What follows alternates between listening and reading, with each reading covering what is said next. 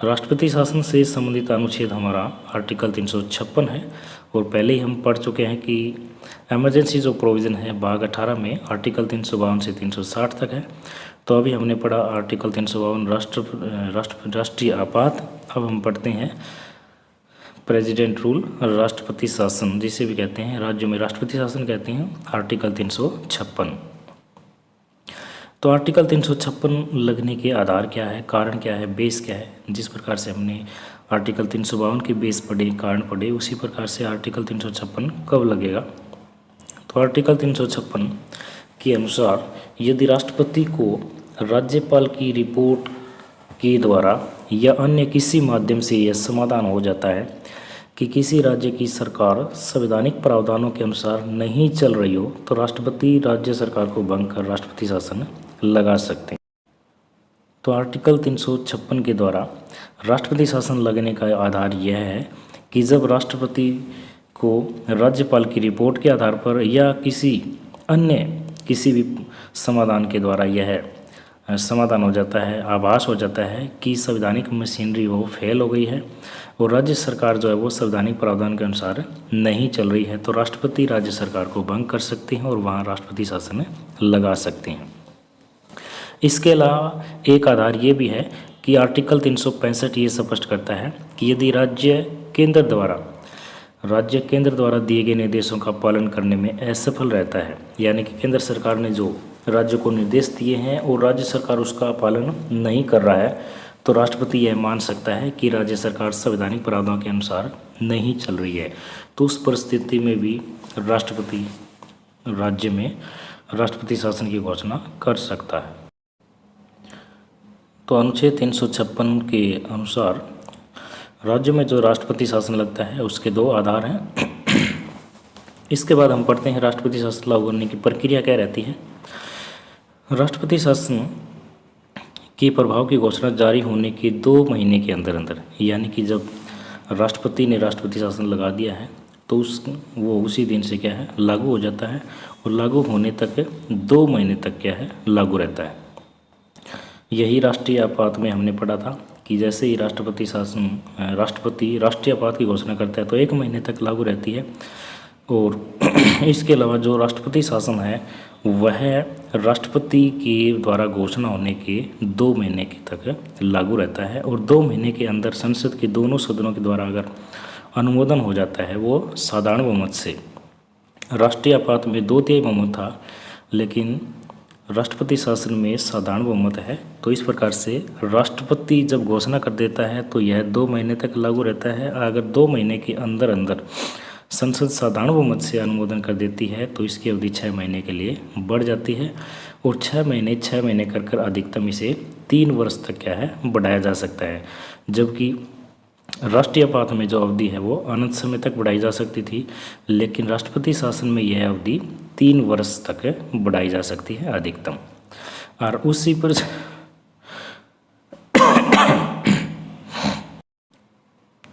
उसी परिस्थिति में अगर लोकसभा विघटित हो गई है बिना अनुमोदन दिए तो नई लोकसभा की पहली बैठक से 30 दिन तक बना रह सकता है राष्ट्रपति शासन। और इसके अलावा संसद की स्वीकृति हो तो राष्ट्रपति शासन 6 महीने तक बाद चलता रहता है और अधिकतम 3 वर्षों तक इसको क्या है बढ़ाया जा सकता है, लेकिन इसकी कुछ शर्तें भी हैं। 44वें संशोधन 1978 के द्वारा आर्टिकल 356 में एक नया प्रावधान जोड़ा गया है, जिसके अनुसार अगर किसी राज्य में राष्ट्रपति शासन को उपयुक्त विधि से 1 वर्ष तक ही बढ़ाया जा सकता है, यानी कि 6 महीने की अवधि के द्वारा 1 वर्ष तक ही बढ़ाया जा सकता है। और यदि 1 वर्ष की अवधि के बाद भी अगर इसे बढ़ाना है तो इसकी 2 और शर्तें रखी गई है। कौन कौन सी है?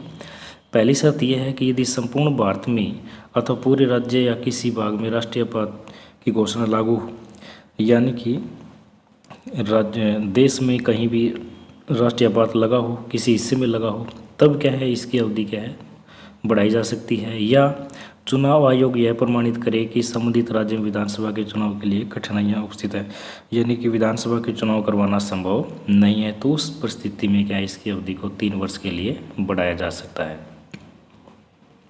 राष्ट्रपति शासन की घोषणा के प्रभाव क्या रहते हैं?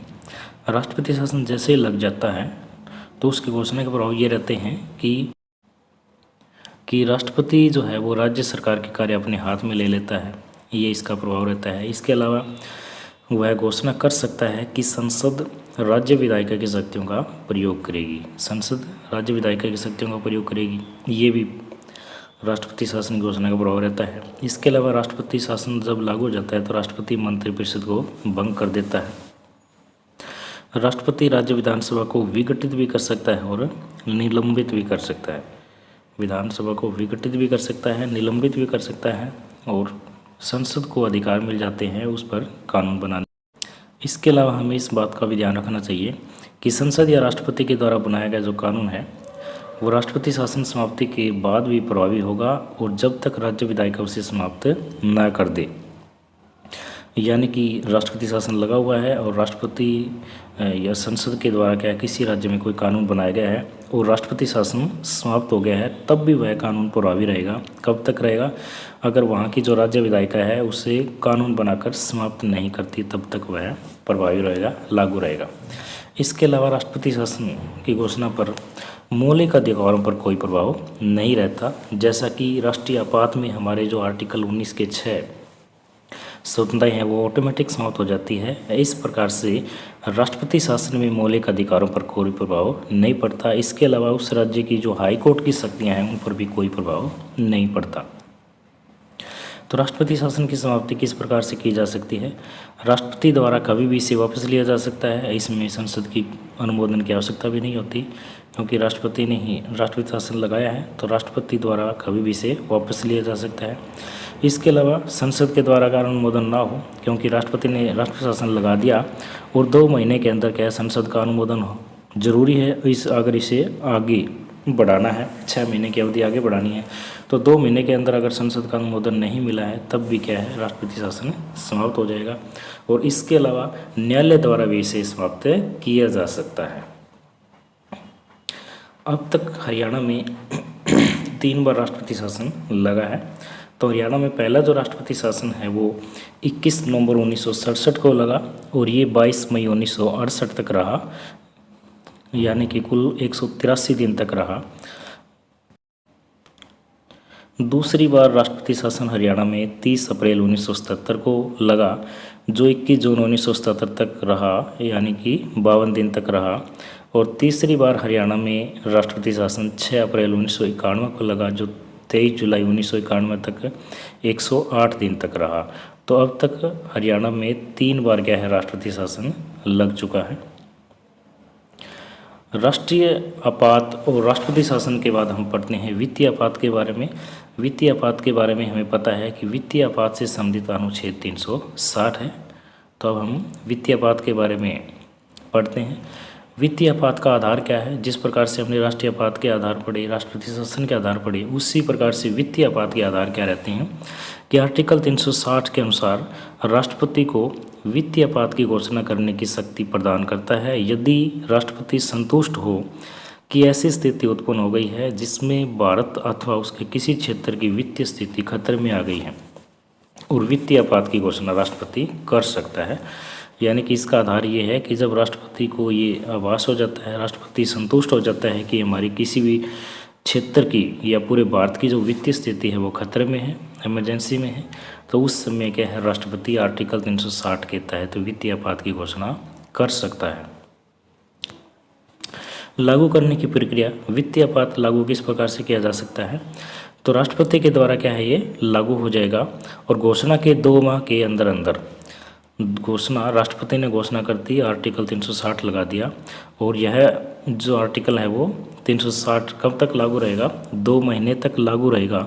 और अगर 2 महीने के अंदर अंदर अगर संसद के दोनों सदनों से अनुमोदन मिल जाता है, वो भी साधारण बहुमत से, तो यह जो वित्तीय आपात है वो अनंत समय तक लागू रहेगा, अनंत समय तक लागू रहेगा।